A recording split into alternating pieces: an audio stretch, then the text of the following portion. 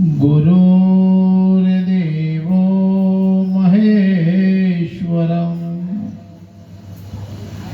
गुरुर्साक्षात्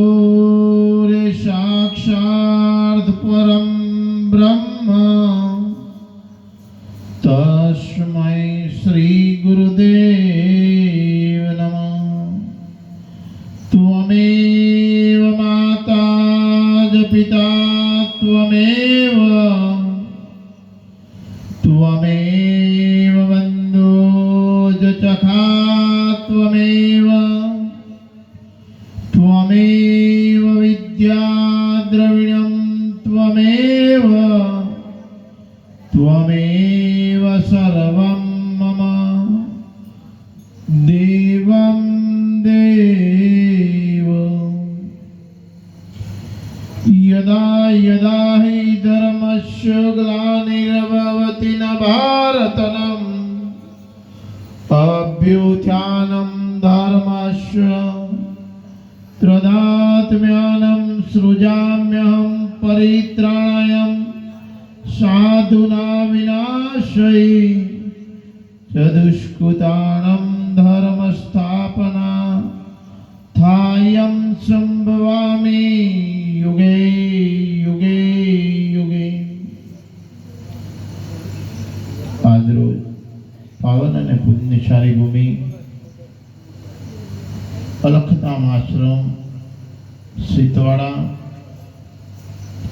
આ પાવનકારી ભૂમિ ઉપર દર વર્ષની જેમ ગુરુ પૂર્ણિમા મહોત્સવ ઉજવાય છે અને એ ગુરુ પૂર્ણિમા મહોત્સવની અંદર આપ બધા મારા આમંત્રણનું માન આપી અને આપ બધા પધાર્યા છો। મારા અંતરના ભાવથી આશીર્વાદ હો બધો નહીં। ગુરુ પૂર્ણિમા એટલે વ્યાસ પૂર્ણિમા।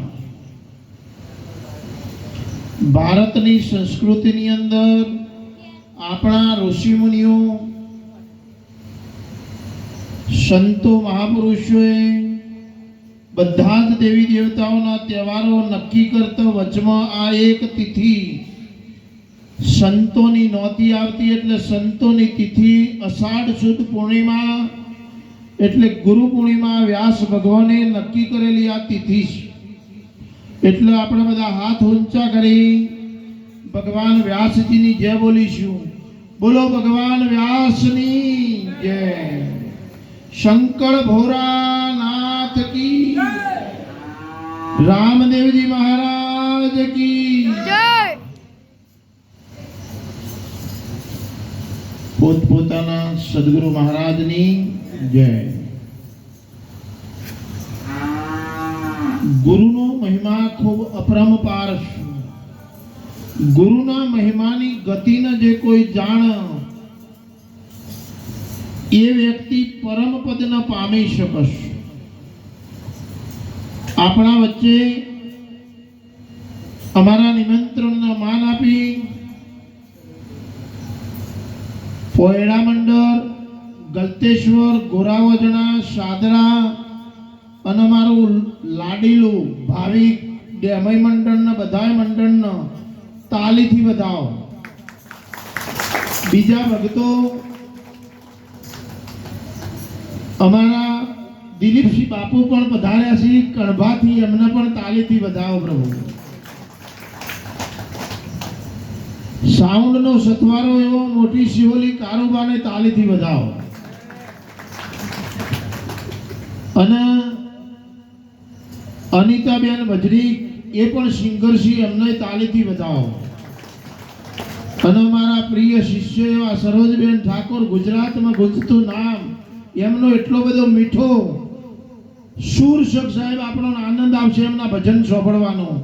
થોડી જ વારમાં આપણે એમને માઇક આપીએ છીએ એટલે સરોજબેનને તાલીથી વધાવો। આપણા ઋષિ મુનિઓએ નક્કી કરેલી આ તિથિ એ વ્યાસ પૂર્ણિમા અને વ્યાસ પૂર્ણિમા એ જ ગુરુ પૂર્ણિમા અને એ ગુરુ પૂર્ણિમા નિમિત્તે આપણા બધા મળ્યા છીએ પ્રભુ। એ કયો હેતુ હશે? એકલા ભજન કરવા નહીં, એકલા ભોજન પ્રસાદી લેવા માટે નહીં, આપણા આ દેહરૂપી શરીર નું કલ્યાણ હેતુ હું કોણ છું, ઈશ્વર કોણ છે, બ્રહ્મ કોણ છે, ચિદાનંદ કોણ છે, આને જાણવું હોય તો કેવી રીતે જાણવું? સંત બડો પર વારથી જપટ નમાવો શીશ, એક ગુના તો ક્યાં લાખો ગુના બક્ષીશ. સંતના ચરણમાં જવાથી લાખો ગુના બક્ષિસ થઈ જાય છે. જેમ જેસલના બક્ષિસ થઈ ગયા, પલમાં પીર થઈ ગયો, પણ સંતના ચરણમાં જવાથી અને આપણા જીવનની અંદર નુગ્રામાંથી સુગુરુ બનાય. જીવનમાં ગુરુ ના કર્યા હોય બધાને નુગરો કહેવાય. સંતોએ પણ વાણીની અંદર ઈશારો કર્યો છે, કંઠી પહેરો તો પાણી પીએ, નુગરાના પાણી અમે પીતા નથી. સાહેબ, સંતોએ ખૂબ ગહન વિચારીને વાત કરી. સીધું બોણ માર્યું, સીધું હૃદય કમળ ચિંતી ના ગયો એવું શબ્દરૂપી બાણ છે. અને આ શબ્દરૂપી બાણ જે મહાપુરુષોએ સહન કર્યું છે, એ બાણને સમજ્યું છે, એ બાણને વિચાર્યું છે, એ બાણનો બુદ્ધિની અંદર એની શુરતા દ્વારા અનુભવ કર્યો છે, એ મહાપુરુષોનો ઇતિહાસ ચોપડા ઉપર લખાઈ ગયો છે. કબીર સાહેબે કીધું, મન મરે માયા મરે, મરમર જાય શરીર, આશા તૃષ્ણા રહે નહીં, એવું દાસ કહે ગયા કબીર. આપણા જીવનની અંદર જેની જોડે ઈર્ષાઓ પડી છે, મતભેદો પડ્યા છે, એ જીવનમાં એનું કલ્યાણ ન થાય, એ નરકે જાય. ઈશારો કર્યો મહાપુરુષે, સવારો વહેલા ઉઠી ટાઢા પોણી નાય, સવારો વહેલા ઉઠી ટાઢા પોણી નાય, હગા ભાઈનું હારું દેખી દિલમાં લાગા લાય, આ ભજન અને ભક્તિ કરવાથી કેવું થાય? આપણા ભજન અને ભક્તિની અંદર તાલાવેલી તો કરીએ છીએ, બીજોનો ગાયેલો આપણે ગાઈએ છીએ. સંતોએ કીધું, બીજાનું ગાયેલું ગાશો તો ગોથો ખાશો. સાહેબ, આપણા સદગુરુ મહારાજનો આપણા ઉપર પંજો પડ્યો હોય, કંઠી ધારણ કરી હોય, શબ્દરૂપી મહામંત્રનો ઉપદેશ મળ્યો હોય, એ વ્યક્તિ પરમ પદના મહાવા વસ્તુને જાણી શકશે કે સનાતન ધર્મ શું છે. 7 પેઢીનું પુણ્ય પ્રગટ થાય,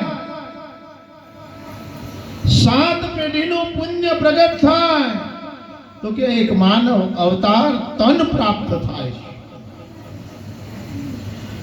બીજા 7 પેઢીનું પુણ્ય પ્રારબ્ધ મળે એટલે કે ભક્તિ કરવાની તાલાવેલી જાગે છે. અને ત્રીજા 7 જન્મનું પ્રારબ્ધ એટલે પુણ્ય પાક, સાચો સમર્થ સદગુરુ પ્રગટ થાય છે. गुरु हमारा गारोड़ी, गुरु हमारा गारोड़ी, मुझ पर कीधी मेर, मोरा बताया मर्म तना उतार दिया समझे.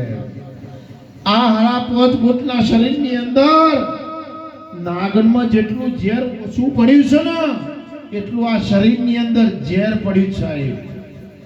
પણ એ ઝેર સંતો એને અમૃત કરતા જોઈ છે. પણ સંતોનો સંગ મળ્યો હોય, સંતોનો સત્સંગ મળ્યો હોય, ભજન પ્રાપ્ત થયું હોય તો આ વાત પ્રાપ્ત થાય છે.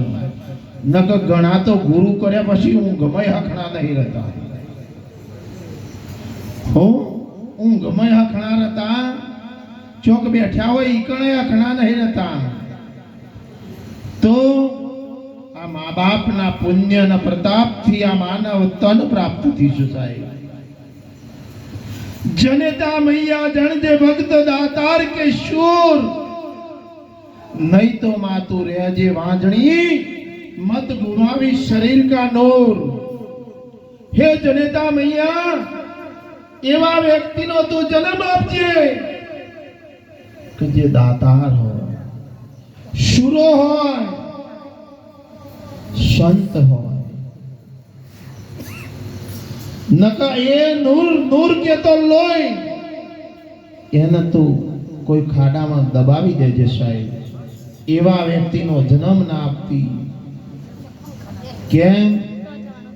કા તો મારું પ્રારબ્ધના કારણે સાધુનો વેશ ધારણ કરીને સાધુએ એમને એમ નથી